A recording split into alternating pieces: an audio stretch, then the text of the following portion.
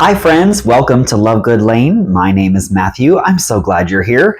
You can probably tell from my appearance that this is not a beauty or makeup video. Today we're going to do some cooking. I'm looking a little, it's just a weekend day. I've been doing errands, chores, lounging around. Well, maybe not so much lounging, but at any rate, we are going to make some spaghetti sauce today. And I'm going to chat with you about this while we get cooking. So I've got my pan heated here. I'm going to put in some olive oil. I don't know, a couple tablespoons. That should be good.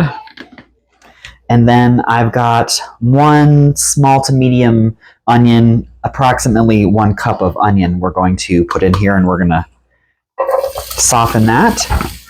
So get that going. So the story behind this is that a friend of ours had an injury this morning, and they are not getting around so well, and so we thought we would take them some food. And when we asked them what they would like, spaghetti was mentioned, and not meatballs or no extra stuff, just good old marinara spaghetti. So that's what we're going to do. And I have cooked the noodles. I've got them draining over there. And we're also going to take them some grated Parmesan cheese and some garlic bread that I purchased. I did not make that homemade, but we'll get that in the oven here in a little bit. But we're just going to get this onion sauteing. There we go. So the recipe that I've been using for a long time now is actually from Valerie Bertinelli, and I have tweaked it a little bit. But a few things that I love about it are that, number one, it's all pantry ingredients. So I love a good Italian marinara sauce that has fresh basil and all the seasonings and spices and this and that, and that's great. But or like freshly grated Parmesan from the brick, all that kind of thing. But the reality is that this recipe I can make any time of year, whether I have fresh basil on hand or not, what have you. It's all just pantry staples. So I love that, the convenience of it. The other thing is that it's very versatile in that you can kind of dress it up, you can dress it down. You could do this as meat sauce. And if you were going to do that, then you would need approximately a pound of, you could do sausage, I've done, that's delicious, but beef.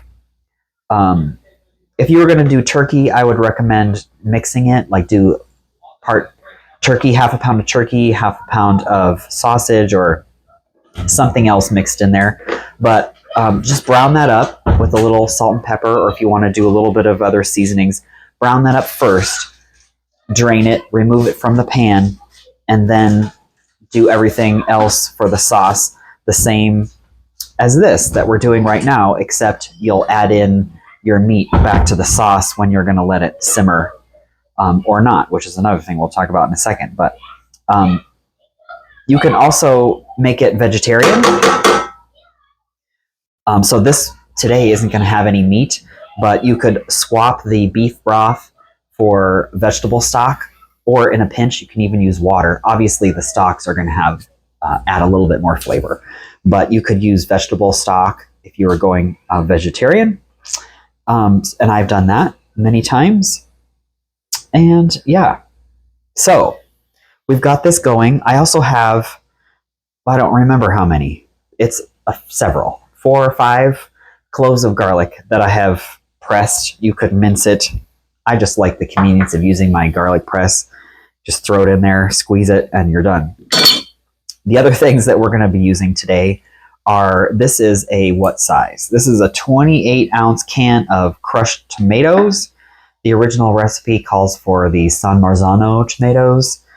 I have used that a couple of times, but they're not available at my local store, or at least not all the time. They're also more expensive than this. So this is just some good old crushed tomatoes. We have a 6-ounce. Is that true? Yes, 6-ounce can of tomato paste that you'll be using. Just a reminder, don't worry about trying to write all this down. If you're interested in doing this recipe, I'll have it listed below the video in the description box. We also have, making sure that, yeah, it's going. I actually think we could turn this up a skosh. Let's go there. Okay. We have, today I'm using, I think, approximately a cup of beef broth. But if you are in a hurry and you don't have the time to let it simmer for 15 minutes, 20 minutes, half an hour or longer, then you might not want to put the broth in. Also, depending on the consistency, if you like a thicker sauce, then you're not going to want to add too much more liquid because obviously that'll thin it out. So I think we're going to use around a cup-ish, maybe a little less. We'll see how it's looking. The original recipe calls for 2 cups. So we're going to start somewhere in the middle. As far as seasonings go, we've got a I like to use a generous ½ teaspoon of salt, about the same of pepper. We have a teaspoon of oregano, thyme, 2 teaspoons of dried basil. These are all dried spices. Towards the end, we're going to put in 2 teaspoons of sugar. It's not going to make the sauce seem like, oh, there's sugar in here, but it does bring out the sweetness of the tomato, and it does cut the acid that's in those tomato products. So that's a nice thing as well. At the very, very end, we'll see. Sometimes I like to add a tablespoon or 2 of butter. Just kind of gives it a nice silky zhuzh at the end, which is lovely. And the other thing I want to mention is I have about a ½ teaspoon of fennel seed. And you're not going to be able to see it, so I won't show you, but they're little sort of banana-shaped, well, seeds. They have ridges, and you want to take the flat part of your knife and just lay it down on there and push down a little bit just to kind of open up those crunchy seeds so they release their flavor, their aroma. You don't have to go nuts with it, but it's just to kind of get it going. You know what I'm saying? All right, this is looking good. Nice and soft. You don't want to like caramelize them or even brown them, really. We're just softening them. This looks pretty good because they're now they're translucent. So I think we're going to add in our garlic and let that go. You don't want to go too long with the garlic because, as I'm sure you know, garlic can burn really easy. So we're just kind of getting the garlic not raw, right? So we want that flavor, but we don't necessarily want to cry because there's that raw edge of garlic in the sauce. All right.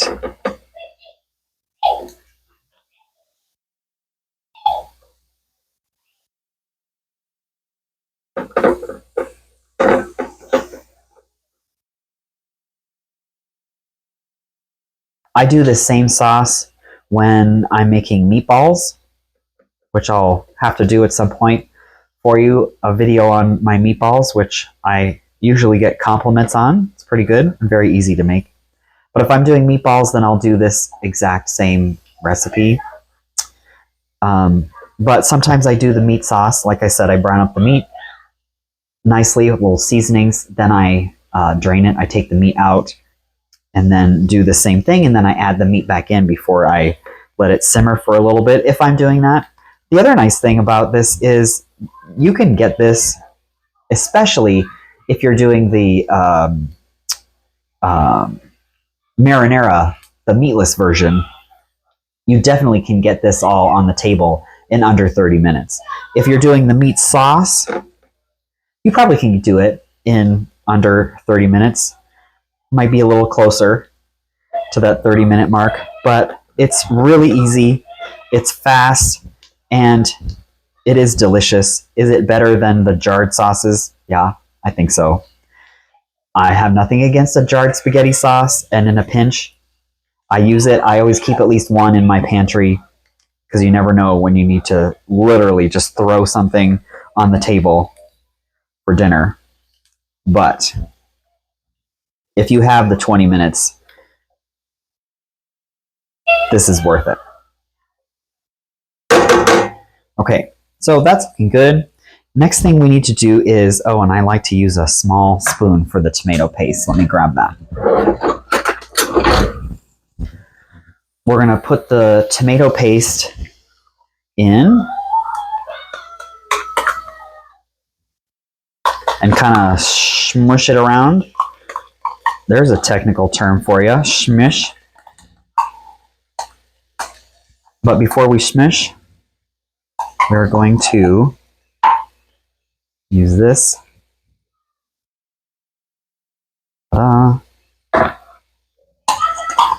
Are you a spaghetti lover? I love spaghetti. I could have it multiple times a week. We don't, but I could.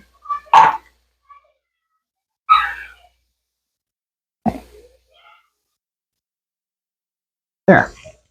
Tomato paste is in.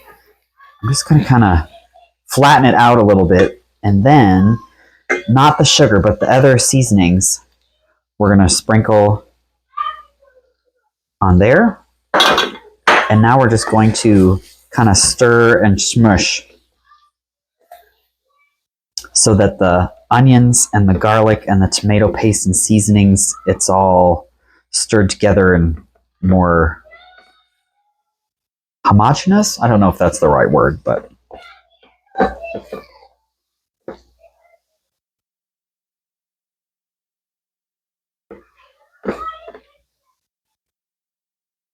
there. That didn't take long. Next up, we're going to add in our crushed tomatoes. Don't want to leave any goodness in the can.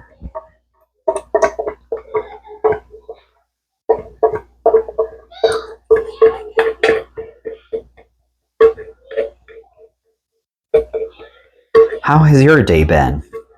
I hope you're doing well. I've had a busy weekend, but it's been good. We are actually having leftovers for dinner, but we're putting this together for our friend, like I mentioned. So we want to give this a good stir. Get it all in there.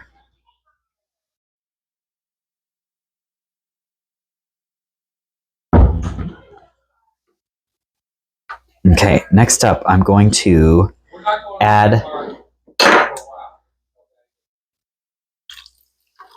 let's try maybe half. Let's start there. That's half a cup of the broth. I'm using beef broth today. And then we're going to toss in the sugar.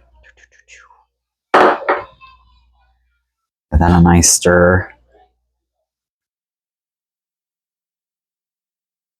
And the other nice thing is that this is very modifiable, adaptable to whatever your tastes are. Maybe you try it. I always recommend you try a recipe according to the directions. That's usually what I do if I have a new recipe that I'm trying. I make it according to the directions, and then if I like it, but there's anything I want to tweak, then I do that after that. So maybe you try this and you don't like the little bit of sugar in there. So leave it out. It's fine. Or maybe you're not a fan of oregano, which is one of the seasonings in the spices I put in here. Fine. Maybe leave it out. Maybe add a little extra of some of the other seasonings. You know, you can change it up however you want. You know, that looks good, but I'm going to add, I'd say that was a scant quarter cup more because I still have a little bit left in there. I think that is looking like a good consistency that I want. Now, I have the time to let this simmer a little bit. It just gives all the flavors time to meld and the sauce will thicken a little bit. But honestly, if you don't have the time, if you're in a time crunch, this is ready to eat right now. which I kind of want to. I want to put it on my noodles and just get munching, but I won't because it's not for me. There. Oh, you know what? I just looked down and noticed that I didn't put in there. It's fine. We're totally fine. I forgot my fennel seed. Here. Don't want to forget that. It does add a nice flavor to the sauce.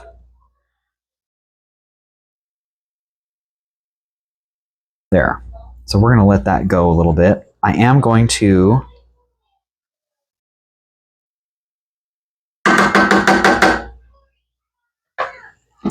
I'm not going to put the lid all the way on the pan. I'm just going to offset it a little bit so that some steam can escape. But in case we start to bubble a little bit, we don't want tomato sauce everywhere. So I'm going to let this simmer for a little bit, and then I'll bring you back. We're back. Our sauce has been simmering for a little while, and I want to give it a taste just to make sure we've got the seasonings and stuff right.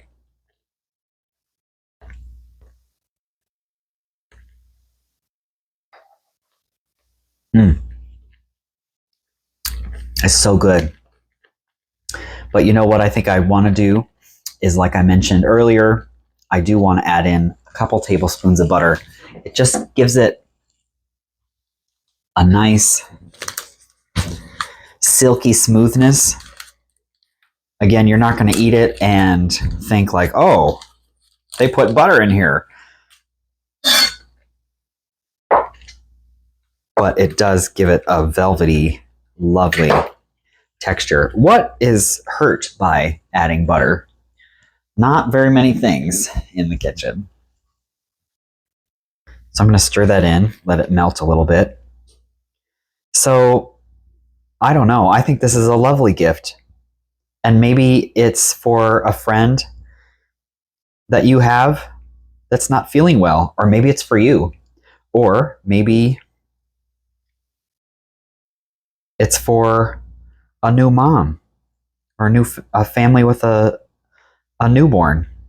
They don't have time to cook. Or maybe it's just because. I think anybody would be happy to receive a little gift like this. So I have our traditional spaghetti noodles cooked up, and I put it in a little container. P.S. If you do this sort of thing, and you may know this already, but before you go to eat your spaghetti, I would put your noodles in a colander and run some hot water over it real quick just to loosen it up and to heat it up. If you don't have a colander, you could just fill a container like this, whatever you have, with hot water, and then use the lid to drain it off. And there you go. I like to, if you're going to be storing or transporting or whatnot your spaghetti, I like to keep my noodles separate from my sauce. I know that that is not traditional Italian method. That's just what I like to do so that things don't start to clump and all that sort of thing. And I have another container I'll put the sauce in. Whoa, lid on the run. Stick that over here. So we'll be taking those two. I have a container of grated Parmesan, and then I have some garlic bread in the oven that I'll slice up, and we'll take that to them as a we're thinking of you and hope you're better meal. So let's see. I don't know. Let me put the spoon down. Let's try to get a little closer, and I'll tip it. I don't know if you'll be able to see. Probably not, but there it is. It smells good, looks good. Easy marinara sauce, adaptable in many ways. I thank you for joining me today. Hit that like button, give it a thumbs up if you enjoyed cooking with me this afternoon. Subscribe if you haven't. It's free, and it lets you know when I post a new video, and it does help out my channel. So I appreciate that. I appreciate you being here. I hope you have a great day, and I look forward to joining you again soon in the next video. All right. Thanks, everybody. Bye.